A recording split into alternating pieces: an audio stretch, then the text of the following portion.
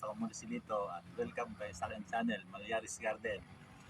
Bibigyan ko kayo ng 3 tips para makapagpapulaklak tayo ng bougainvillea. Yung panahon natin ngayon, medyo tagulan po dito sa amin. Pero mapapansin nyo, yung mga bougainvillea ko na mga nakakawapat, ay may mga bulaklak pero hindi totally na masyadong maganda kasi maulan pa nga. Bibigyan ko yung 3 tips para magpabulaklak nyo kahit na medyo maulan yung mga bougainvillea nyo. Pero pag nagtagaro yan, mas madali na magpabulaklak ng mga bougainvillea. Kagaya dito. Makapansin nyo, nagsisipamulaklak pa sila. Pero kasi napag-uulan kaya hindi masyado na totally na bulaklak na kasi medyo yumuyo ko kapag masyadong maulan. Yung medyo matagal na bulaklak na, medyo yumuyo ko siya nagaganito. Hindi kagaya dito sa mga press. Kahit dito ganyan din. Halos magkamukha sila, no?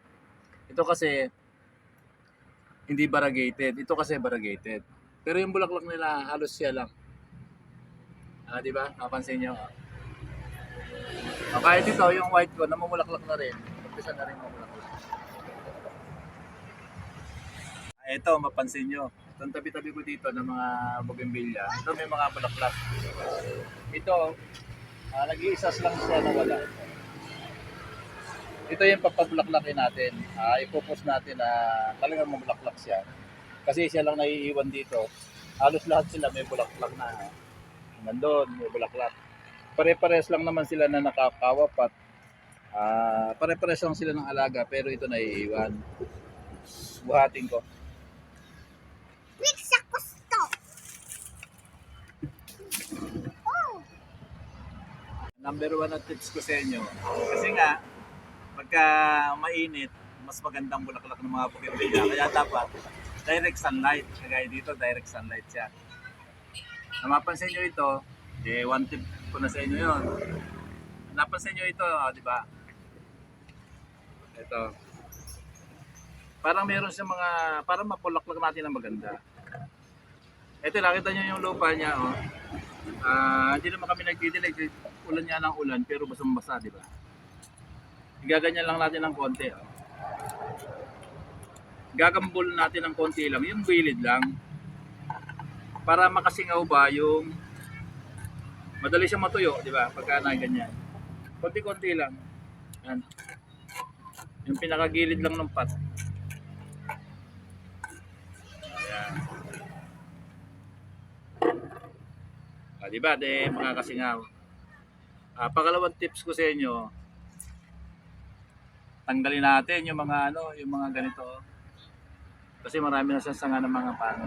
Alam niyo ito, hindi siya makapagpabulak-bulak kasi ito parang buo pa yung puno niya pero yung mga dulo niya dry na. Umago pa siya ng sustansya itong mga ito pero hindi na siya mamumulaklak talaga ito ng maganda. Kaya dapat tanggalin natin itong mga sanga niya na ganito. Nakita nyo ganyan lang naman. Kasi yung puno niya, yung pinakapuno niya dito, sariwa pa yan. Yung mga sangang maliliit, tatanggalin natin. Kasi gusto din ng mga bougainvillea yung bang nakakasingaw siya, yung hindi masyadong gipit. Para bang ito dahil sanga. Parang naiinis din siya pagka marami sanga na yung mga patay-patay pero hindi naman natatanggal. Kaya dapat tanggalin natin. Tatanggalin ko lang. Ito yung pangalawang tips ko sa inyo. Lilinisan natin. Ito, kasi nyo ito. Kasi ito namulaklak natin. Ayan na, wala na siya.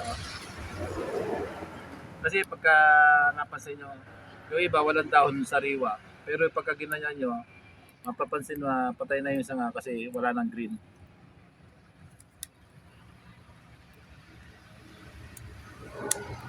Nilinisan ko lang.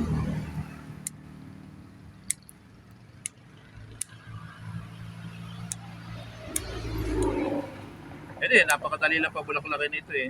Kasi ito, mga nasa bonsai pot na ito. Control na yung ano niya.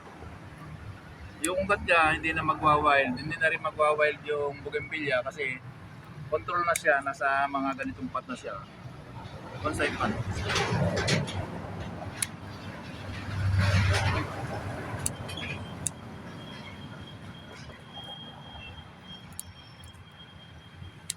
Napansin niyo yung dahon niya. Oh. Maliliit, di ba? Pero kasi ngayon pa lang na ito, parang nagkalbo siya. Parang nagtinting. Ngayon pa lang siya nagdadahon ng gusto. Ayan, natanggal na natin mga iba.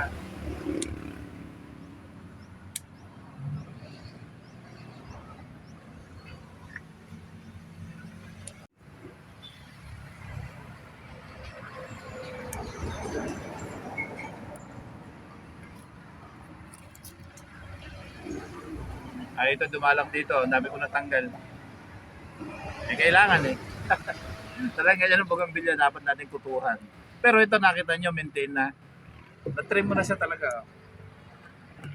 Wala na yung mga ano, malagpas-lagpas. Meron siyang bulaklak pero kukunti. Ayan. So, umpisa. Eh, ito, lulusog ito. Palulusogin natin yan, pabubulaklakin natin yan.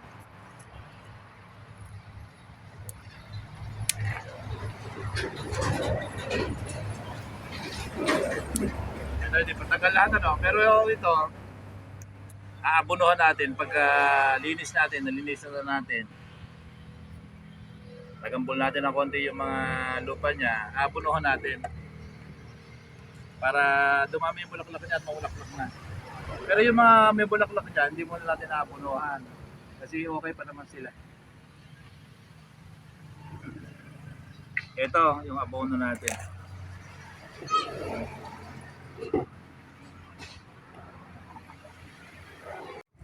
Ito po yung triple 40 na ano, bilog-bilog siya na ganyan na granule. Alam nyo, napakahalaga itong ano, may abono tayo sa mga bougainvillea natin. Talagang mapupus natin, mapapabulaklak natin. Pag namulaklak, mas marami pa. Kasi yung iba, mamumulaklak din. Kahit na walang abono, yung iba, mamumulaklak basta maganda yung potting mix niya. Pero hindi kasi dami. Ang lakas ng mga truck dito, no? Nasa gilid kami ng kalsada eh. Hindi kasi dami ng bulaklak pag naabunuhan. Talagang mas marami ang magiging bulaklak pag naabunuhan natin ng triple 40. Ito lang naman eh, napakatipid lang naman. Magkano lang naman ito? Per kilo, mga 30 isang kilo. Nalagay lang natin ng isang kutsara na ganyan. Pero yung kalos lang hindi yung sobrang puno. Ganyan lang karami. Taktak mo lang ng ganyan. Kasi pag sobra naman, hindi rin naman maganda. Tsaka yung kung paano yung tamang paglalagay natin. Dito, sa gilid lang. Lalo, sinyek natin dito. Nalagay lang natin dito sa gilid niya. Paikot lang. Ganyan lang. Paikot. Yan lang sa gilid. Huwag niyang maglalagay sa puno. Konti lang naman. Ito once a month yung lang naman lalagyan nito. Lagi kong sinasabi ito mag-abono tayo. Di ba? Ganyan lang karami. Mapansin nyo. Isang kutsara na kalos lang. Hindi naman yung ako na ako. Dapat lang po na madiligan natin agad. Kasi pagka yung ano, yung lalo yung mga granule na ganito, dapat na mag-umpisa na siyang malusaw. Saka hindi maganda pagka hindi natin didiligan. Diligan na lang natin agad para malusaw na.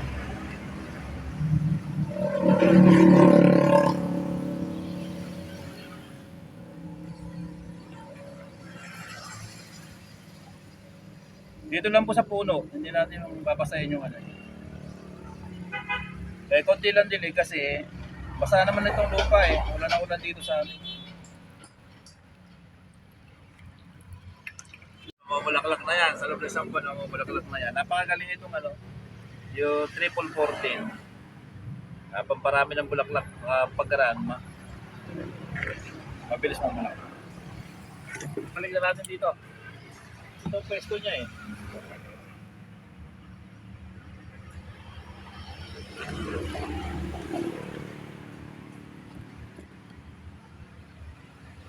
Nandito na lahat. Maraming salamat sa patuloy na panonood nyo ng mga video ko.